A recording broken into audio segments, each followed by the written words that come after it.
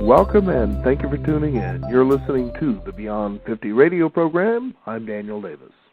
On the program today, we're going to explore the holidays with something that probably most people are going to have within their cupboards and on the table, and that is wine. Sometimes, though, when we peruse those particular wine shelves, we try to figure out what is the best thing to have. What are we going to be preparing, and what do you think people are going to like? A lot of us think that wine is one of those things that are very intimidating when it comes to the knowledge and the aspiration of finding the right bottle. When you pull the cork, you wonder whether or not you've made the right decision. On the Beyond 50 radio program today, we're going to be exploring a wonderful book that's out there. It's called Hello Wine. That is the most essential things you need to know about wine. And joining us here on the Beyond 50 radio program today is its guest, Melanie Wagner. Melanie, how are you today? Hi, good morning. How are you? Well, I'm doing well. You know, wine at 9 o'clock in the morning, Pacific Standard Time, what a wonderful subject to be talking about. I know. I dream of wine, so it's in my brain all the time.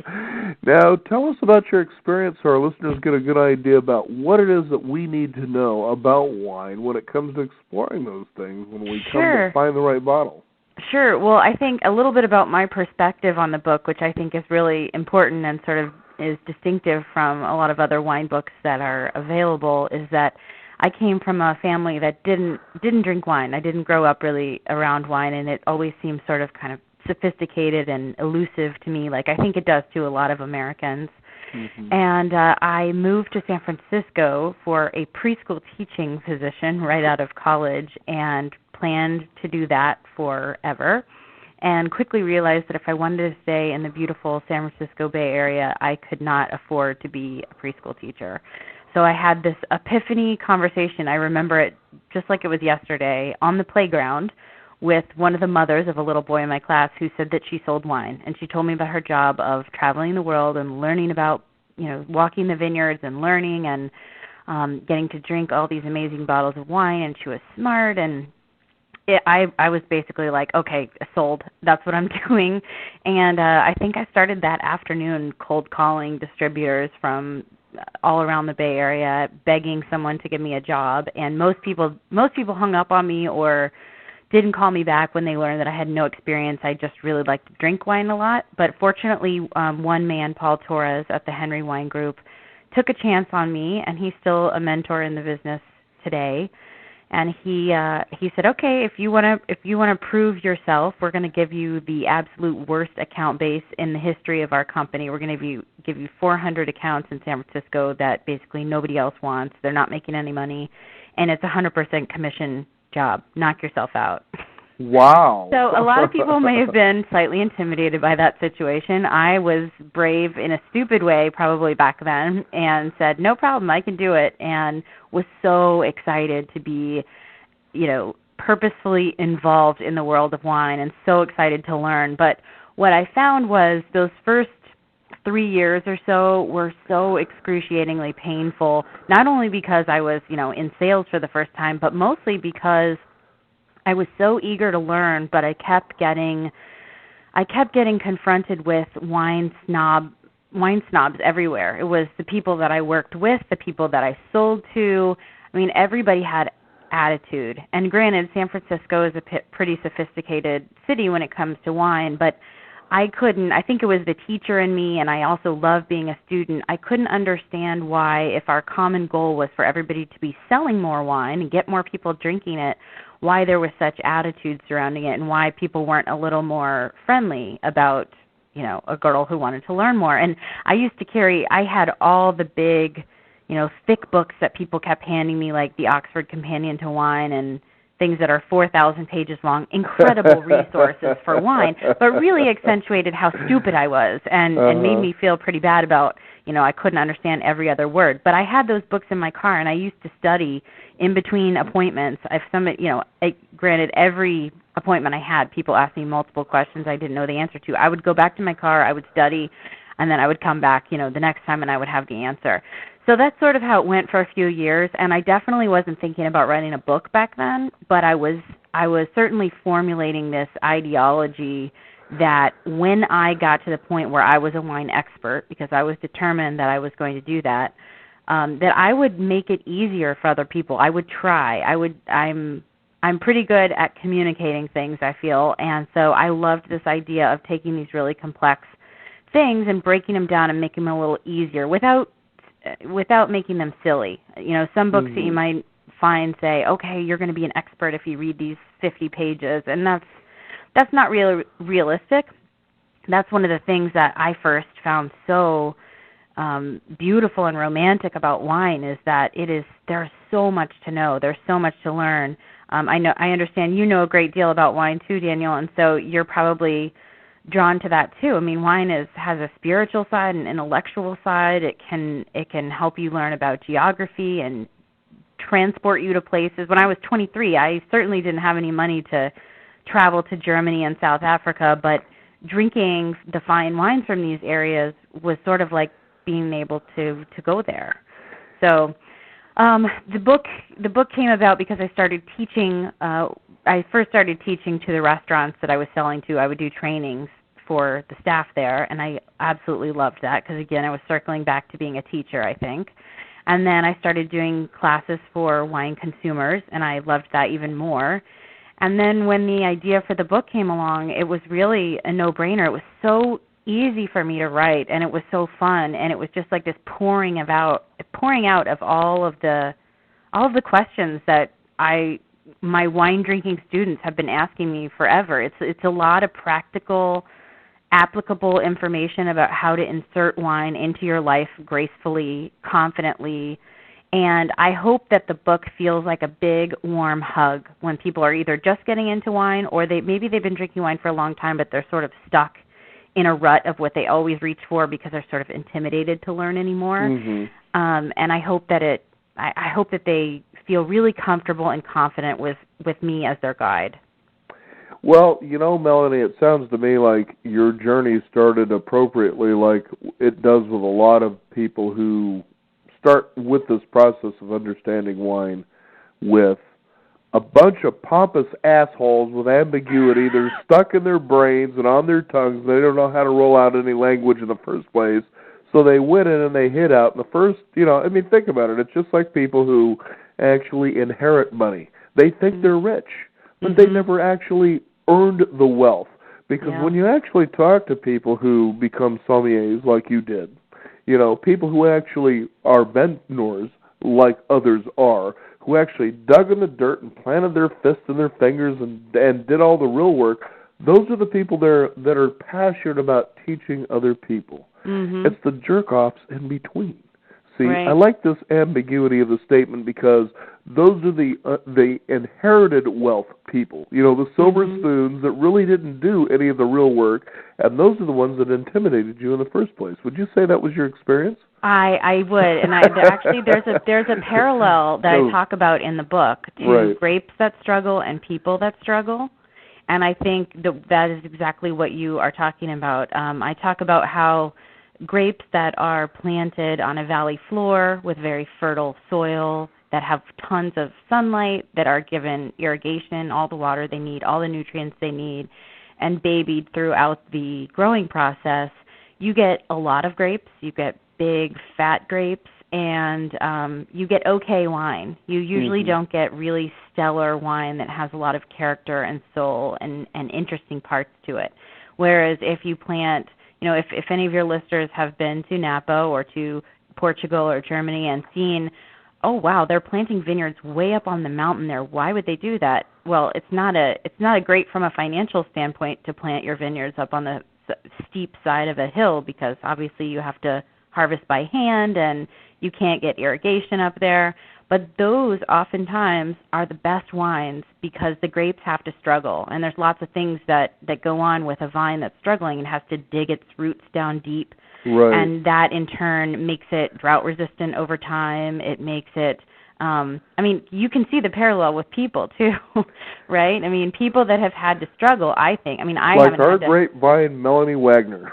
What's that? Like our grapevine Melanie Wagner. She had to struggle and she brought her roots deep and she dug in and there you go. Yeah, but my struggle wasn't that horrible. But some of the people that I've met in life who have struggled the most, I think, are the most interesting people. Right. And and that's the whole character behind something like your book, Hello Wine, is to let people know that look, it doesn't have to be this way. You can jump in, you can understand the language, but it's like a fine cigar.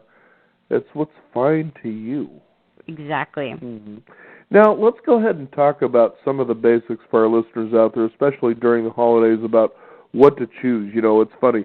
Is it red wine? Does that actually go with red meat? And white wine with fish? I mean, things have become very different this day and age where white wine and red meat actually can go together. Yeah, I think the first step of, I talk a lot about food and wine pairing because I love to eat. I'm a huge foodie. And I think most people who love wine came to wine first through food. And so it's very important to talk about how they go together. The first important thing to think about, though, is what you like, what you normally like, or if you're doing a dinner party or a party, what your guests like if you want to make them happy. So if you've got a bunch of people who absolutely adore Australian Shiraz and you serve them only, sparkling wine from Italy, they're not going to be very happy with that. So I would say, go with your audience is the first guideline I could give you. And then also, you don't have to spend a lot of money to get a really interesting, fun bottle of wine. I have a whole chapter. It's probably the most fun chapter to write, chapter number 2, on little wine lies, and expensive wine is great wine is lie number 1. And I think a lot of people assume that just because they spend more money, they're going to get a much better bottle of wine, but there are some tricks of the trade that I have learned just from being on the other side of things, and I think that it's very helpful for people. So I have a lot of wine recommendations in the book that are, under 10, under 15, and then there's this really special area, this bright, shiny area that I have found that I call the sweet spot, that is wines that are over $25 and under $50. Mm-hmm. And I found when I was selling wine for distributors that wineries really tried to avoid being in that spot, in that price point between 25 and 50. They called it the dead zone, or the spot where good wines go to die. And those were usually the most marketing savvy wineries that I worked with. Working at a distributor, I represented at one time 1,500 different brands from all over the world. So it's pretty good perspective as far as little guys, medium guys, big guys. And the big guys were usually the ones that were most aware of that because their companies had done the most market research, and they knew that people go into a wine store knowing, for the most part, that they want to spend under $20 for like an everyday bottle of wine, or they want to spend $75 or $100 for a special occasion. Lots of people are buying gifts right now for people, and they think they need to spend $80 or $100 to get a really impressive bottle of wine, and they don't. They actually don't. Mm-hmm. I have been more blown away by wines in the $25 to $50 price range than in wines that have been, $500, $600 a bottle. I truly have. Mm-hmm. I think there's more interesting things going on. No wine costs $500 or $600 to make. That's simply a supply and demand issue. Right. So, if you want to buy a super duper rare special wine for a very specific collector, then maybe you've got to spend a fortune on wine. But if you're just when I buy wine as gifts for people, or when I have a dinner party and I want to open something really special, it's usually in that $25 to $50 range. It's interesting, Melanie, when you talk about that, upscale wine, $500, $600 a bottle. I'm reminded of a Twilight Zone episode. I don't remember that one. Oh, most people probably don't, but I'm one of those, people that do. And it's not because I was a huge fan of the Twilight Zone, but I did enjoy the episodes. But this was about a wine collector who collected some of the rarest wines from around the world. And he happened to have in his cellar the rarest, most expensive bottle of wine there was on planet Earth. And, a lot of his wines, we're talking thousands of dollars a bottle and so forth. Mm-hmm. But this particular bottle, as he's arrogantly talking about his wines, again, we go back to how sometimes people will just elevate themselves to these godly levels when it comes to talking to you about wine because they just know that you really don't even know what tannin is, for instance, or legs might be, is he starts uncorking these wines and he's drinking them and he's going into his story. He's really becoming full of himself. And I'm sure you've probably experienced that kind of a thing on your journeys. And so he finally decides to pop open the most rarest most expensive bottle of wine on planet Earth, and he pours himself a glass. He drinks, and he chokes, and he dies. And it was the rarest bottle of wine because it was for Henry V. Oh. And it was provided as a poison to actually kill the king. Wow. There you go. Wow. So be careful what you spend. You might surely get it. So stay in the $20 to $50 range, folks. You'll be safe. Yep. Now, let's talk about, for instance, people will probably wonder things like, what is the proper way to come to get the nose of a wine to smell like an expert does? Sure. Yeah, our nose tells us so much about wine. If you have a cold, you really can't smell or taste too much, as you know, and the same goes with wine. And when I was doing blind tasting for the certified sommelier test, and when wine professionals do blind tasting, I would say most of the time they get most of their clues off the smell of the wine. The sight, what you see in the glass can tell you some clues, like how much alcohol is in the wine approximately, and where the color gives you a lot of clues as to how ripe the wine is, and so where it might come from and what grape it might be. But for the most part, smell is the most important part. And so when you're smelling the wine, this is a wine snob thing that happened to me.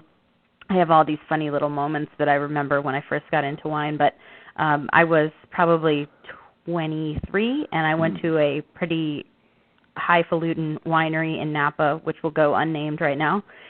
And everyone was swirling their glasses around, and I said, okay, so what's the real deal on why people are swirling their glasses around? What is that for? And the woman who worked at the winery just looked at me very coldly and said, they're volatilizing the esters.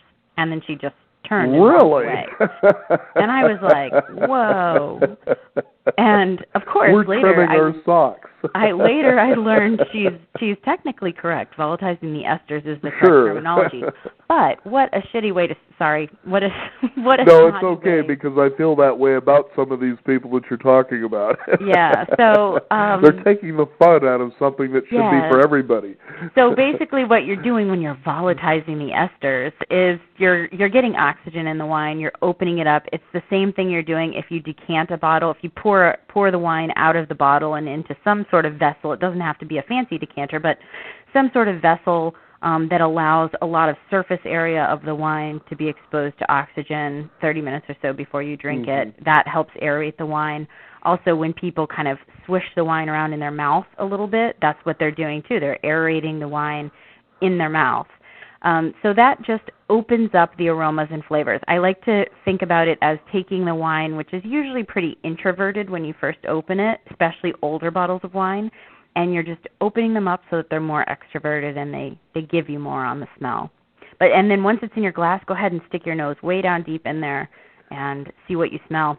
And I also talk a lot in the book about learning to get better at vocalizing what you smell and what you taste in wine. It's really hard. Many people who are just getting into wine or maybe just drink for drinking and aren't really concentrating on getting better at talking about it, they want to and they find it really difficult. But there's actually the two parts of our brain, the part that's responsible for smell and the part that's responsible for language, don't work well together. Right. So and especially so in the United States, because we don't really grow up, although we're definitely a food culture, we consume a lot of food, we don't necessarily cook a lot of our own food, prepare a lot of our own food. So unlike, if you grew up on a farm in southern France, maybe your mother was introducing you to the smell of rosemary and basil and sage and all these other scents when you were very young because you were in the kitchen with her, and that doesn't happen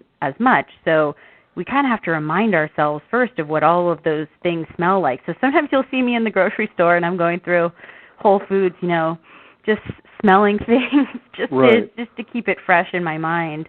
But then I think we got permission from Ann Noble at UC Davis to use the Aroma Wheel in the book, which I was so happy about because I love that. I think it's a great reference for people.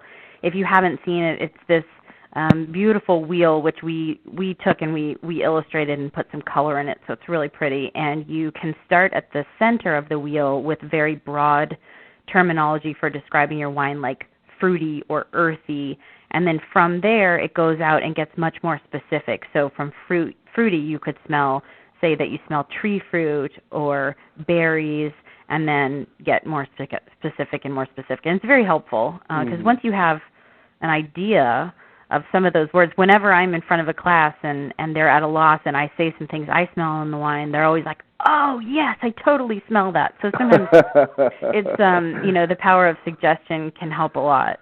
Well, you probably studied a lot of hypnotic suggestion classes, yes, right? You smell cranberry. We're putting you into a trance. I'm sure that you know there's a plum coming into your future. Here's a good trick. If you're ever at a wine party and you're at a loss and people are describing wine and you want to sound cool, you can always say cherry with red wine and you'll pretty much always be safe. And with white wine, you could say citrus, and you'll be safe. Or you could always say starfruit, and nobody knows what the heck starfruit smells like. Right. And they'll think, whoa. Or passion flower, for that matter. Yes, exactly. Just make something up. No, and and the thing is you're pointing out something that I think is really important for our listeners to know, is that it should be fun. It should be experimental, because that's really what wine is when you look at the history of it. Sure, there are intentions behind what happens, but the fact is it continues today to be a tremendously experimental practice, especially when you do something like red blends, where you're blending, I've seen some wines 6 and 7, grape varietals blended into one bottle, and all you can simply say is, this is a red blend, it's simply ink in a bottle. Yeah, Châteauneuf-du-Pape from southern France, really yummy, hearty, friendly, warm, spicy red wines, usually from mostly Grenache grape, can legally contain up to 13 different grape varieties. So there are even, blends from the old world, old school Europe, who are making some really good blends. And that's one of the wine lies I talk about in the books. A lot of people think that inherently a blend is supposed to be better or worse than a wine that is of a single grape variety, and that's not necessarily so. Some grape varieties tend to taste a little better when they're blended with a little something else. So, for instance, you probably know, Cabernet Sauvignon is a very thick-skinned grape that produces wines that have a lot of that mouth-drying tannin. And so in some cases, especially when they're grown in cooler regions, that tannin can be really kind of overwhelming. And so it's really nice to blend it with a grape that has a plummier, softer, more velvety texture to it. So you kind of get the benefit of both of those. And that's why Cabernet is blended with Merlot so often, because Merlot is the voluptuous fat that hangs on the skeleton of Cabernet. You see, listen to this stuff. It's just beautiful. Now, let's talk about something that I know people hear in the language, but you can almost see the eyes looking like deers in the headlights. And that's when somebody says buttery and oaky. What are we talking about here? So buttery is actually something really specific that winemakers do that makes the wine smell like butter.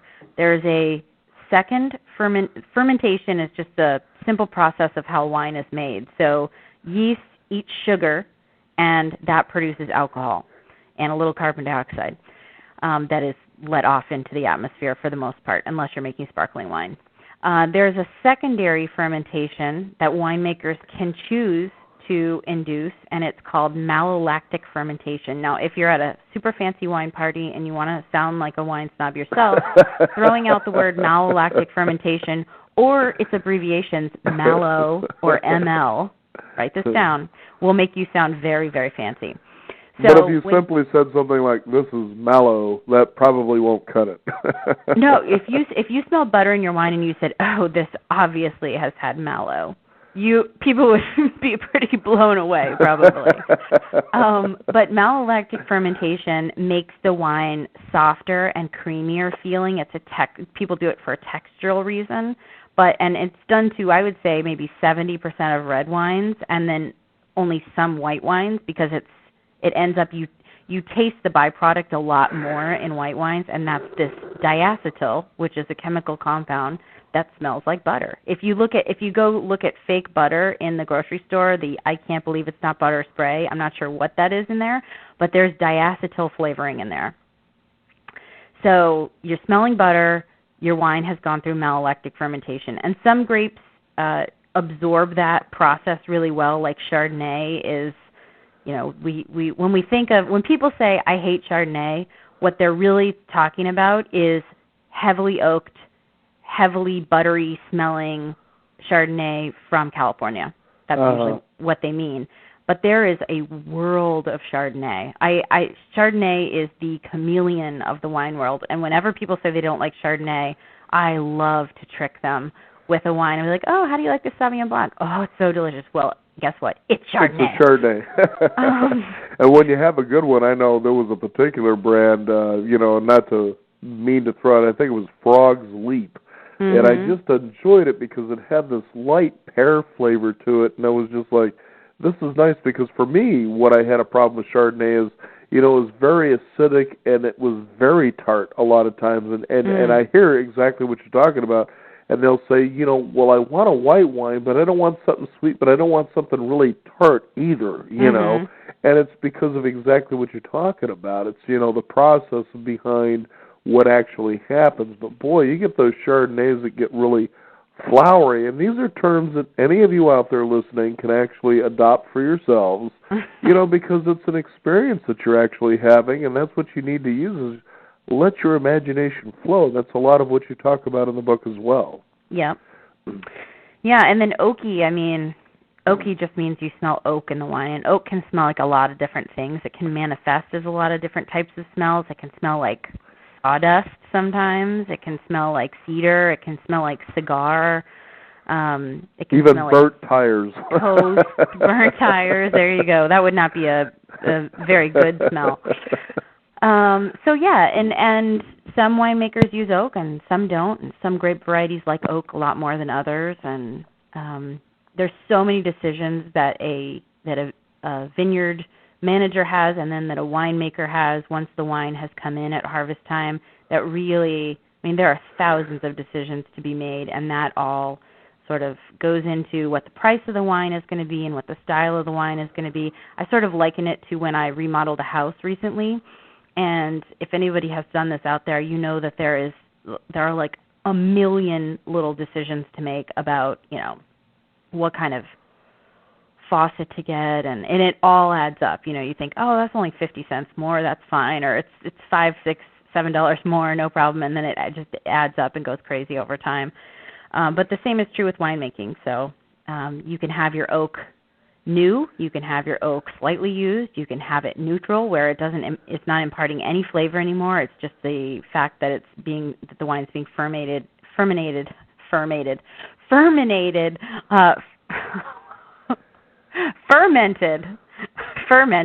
the barrel. I'm thinking about fermenting my dog. There you go. My dog is very hairy right now. We did that to our dog about 2 months ago. Took him for a fermenting treatment. We used a Beaujolais, by the way. It was, What's that? We used a Beaujolais, by the way. You did. Thought we'd have some fun with this, but anyway, go ahead. So there's lots of choices when it comes to winemaking. The cheap way to get oak in your wine is there's some inexpensive ways to do it, and they definitely taste pretty harsh in the finished product. But you can actually sort of put some oak chips in a tea bag and basically just tea bag it in the barrels or the stainless steel fermenters of wine for a while to get that oak flavor in your wine. It's not quite the same as the subtle impartation of oak over an extended period of time. But let's talk about why wine becomes aged in oak barrels and why oak. That's a good question. Oak is just the magic. Wine has been aged in other things over the course of history, but oak has sort of the perfect ratio of qualities where it lets the wine breathe just a tiny bit, and it imparts just enough flavoring. And there's different types of oak, obviously. French oak is sort of the gold standard of oak, and it's the most expensive, as you might imagine. And then people can get really specific about which forests in France they want to buy their oak from, or which coopers. The coopers are the people who make the barrels. And then what kind of toast they would like on their wine. You can get your barrels fired or toasted so that the more toast they have, the more flavor they impart on the wine. Mm-hmm. Or you can get them without being toasted at all. American oak has a much more brash kind of taste, but it's a lot less expensive. So maybe you wouldn't age your wine quite as long in American oak, but the American oak has a telltale smell for me. And this is getting pretty wine nerdy here, but if you ever smell dill pickle in your wine, that is American oak. Oh, okay. Yep. And French oak, for the most part, for me, tastes more like butterscotch. It's more subtle. Mm-hmm. And then Slovenian oak people are using a lot now because it's sort of a hybrid between those two, and it's less expensive than French. Mm-hmm. Now, I'm noticing also when it comes to, closing a bottle of wine that cork, you're finding it, even though it's still there, that they're pulling away from that a little bit. Tell us about that.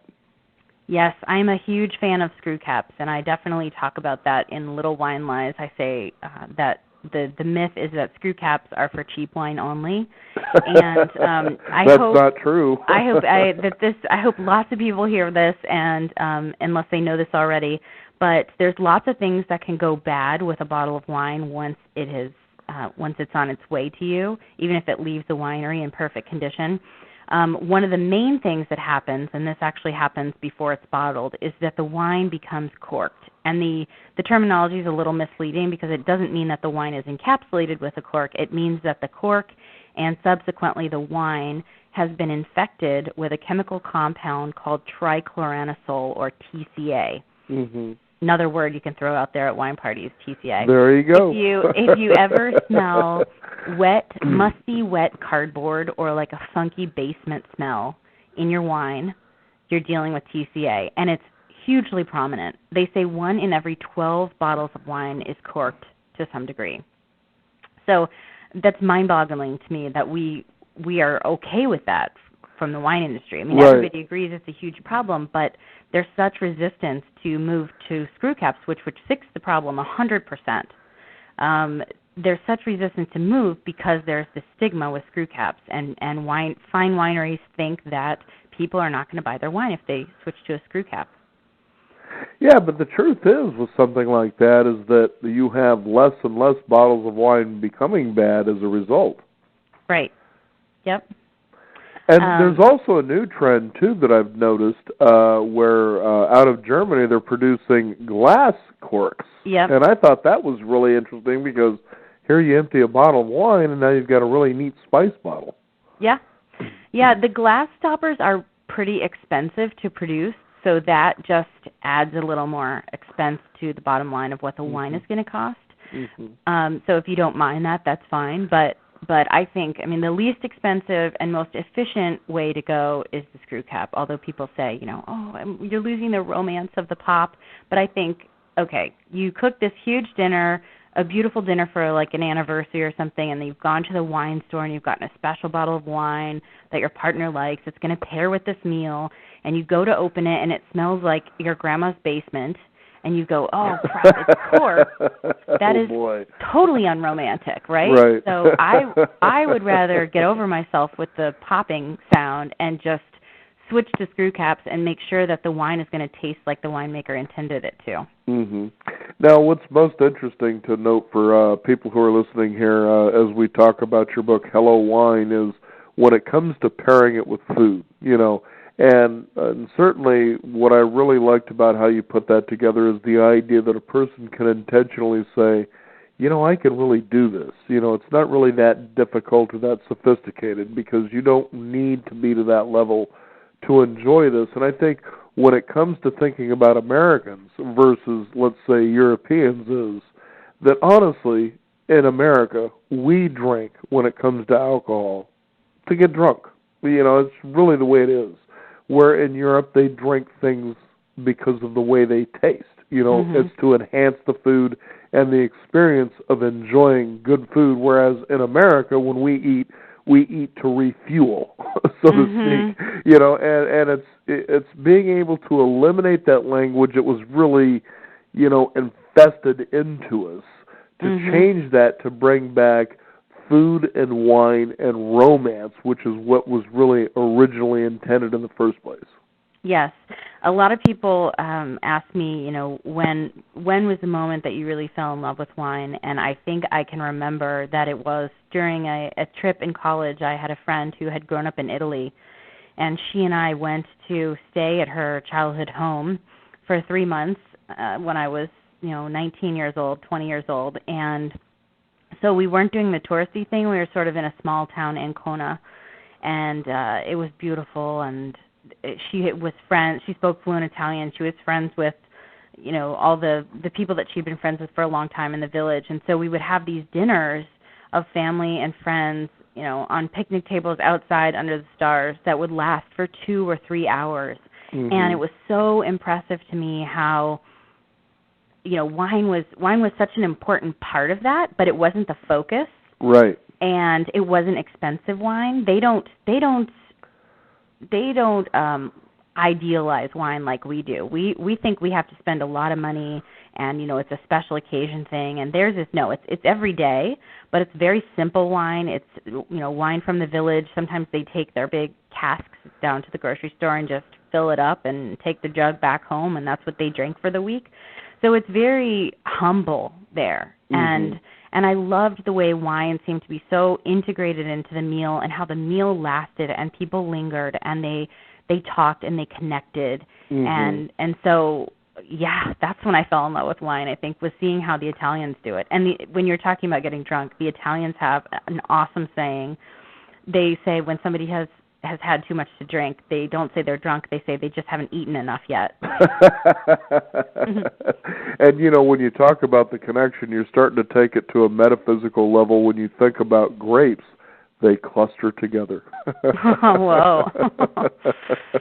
Yeah, no, wine is so cool. There's so much to know, and there's so much to enjoy, and it's visceral, and it's sensual, and it's intellectual, and I just think it's the best stuff on earth, obviously.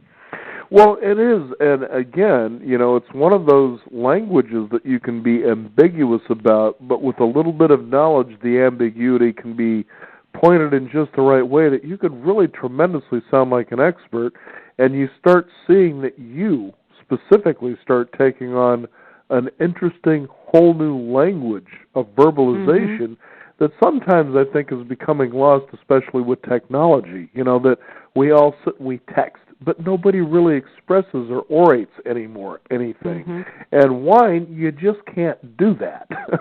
Right. Well, I mean, I sometimes send out Twitter reports on wine, but I think it sort of does it an injustice too, because wine is hard to rate, I feel like, because you have to it has a context. It always has a context for the normal person who's drinking it. And when these critics come out and they rate a wine and assign a numerical score to it, it sort of breaks my heart in a way. And I understand why it has to be done, because there's so many wines out there, and for, Joe Smith, who loves wine but is not in the wine profession, you just don't have access to tasting that many wines. So you go spend $25 on a bottle of wine, you kind of want to make sure it's going to be good before you buy it. So you start to fall into this trap of trusting these numbers, but the numbers are just one person's take on one wine at one point in its life. And that's tough, because wine is a living, breathing thing that's always changing. And so I think it's really tough to capture the essence of a wine and then say, okay, this is an 88. Ah. What does that mean? Exactly. I don't understand. I'll score 90. Ooh, I mean, well, we don't rate. That sounds We don't pretty rate good. food. We don't rate food that way. Right. We don't rate people that way. Right. It's sort of, I don't know. It slights the wine for sure. I think if you're going to read about wine, about specific wines to help give you guidance in buying, I think it's much more important to pay attention to the words that people use and see if those words resonate with you. I mean, does tart, does that sound like something that's yummy to you, or does voluptuous and heavy and syrupy, did those things sound good to you? You have to pay attention to the words, I think, more than the score. And I also give people a lot of guidance on going forth after this book. I hope that Hello Wine is the first book that people pick up with wine. That's what the purpose of the book was, to be a succinct sort of all the things that I wish that I had known when I started in the wine business. I wish somebody gave me this book instead of the Oxford Companion to Wine. Sorry, Jancis Robinson, you do a great job writing that book. But when you're just a beginner, it's too much and it's too technical. So I hope this is the first book people pick up, but I also hope that they use a lot of the resources that I have packed into this little book. I mean, you really totally have, and I think that's something that I want to let the listeners appreciate, is the fact that picking up something like this starts you on a journey, but it starts you with all the right tools. Yes. Thank you. Mm-hmm. Very, very well said. Thank you. That's my intention for sure. And I have had tons of great wine teachers. I have read books that have really inspired me, and so I've included all of those in here. If people want to keep reading, if they want to join wine clubs, some of my favorite wine clubs. I, of course, have tons of wine recommendations, and all the wine recommendations in the book are wines that I think people can find readily at fine wine stores. So you might not be able to find all of them in the grocery store, although I do have a list of my favorite grocery store wines. You should be able to find them easily at fine wine stores, and then I've also included a couple online retailers where you can get most of these wines, and they are my perennial favorites. So they're not just a drop in the hat, wine I had one time that was really good. These are vintage in, vintage out. For the whole time I've been in the wine business, I've tasted and retasted, and these are brands that I really trust and love and are really good values for whatever price point they're at. Mm-hmm. And just like a good friend of mine said one time on a round of golf, wine and golf are the same things. They're not to be mastered, simply enjoyed. I like it. Melanie, thank you so much for being on the program today. The book is Hello Wine, Essential Things That You Need to Know About Wine, and you too can become your own sommelier, right? Yes, exactly. And is there a website people can find out? Yeah, more? I also have a blog and website, and that's MelanieWagnerWine.com. I like it. Thank you so much. You had really great questions, and I can tell you're passionate about the juice also. So let's keep spreading the love. Thank you, listeners. Thank you very much Happy for holidays. being on the program. You bet. Again, Cheers. The book is Hello Wine, the most essential things that you need to know about wine. You can also find out more as you visit us at Beyond50Radio.com. We want to thank you for joining us today. I'm Daniel Davis, and remember, live your day past halfway.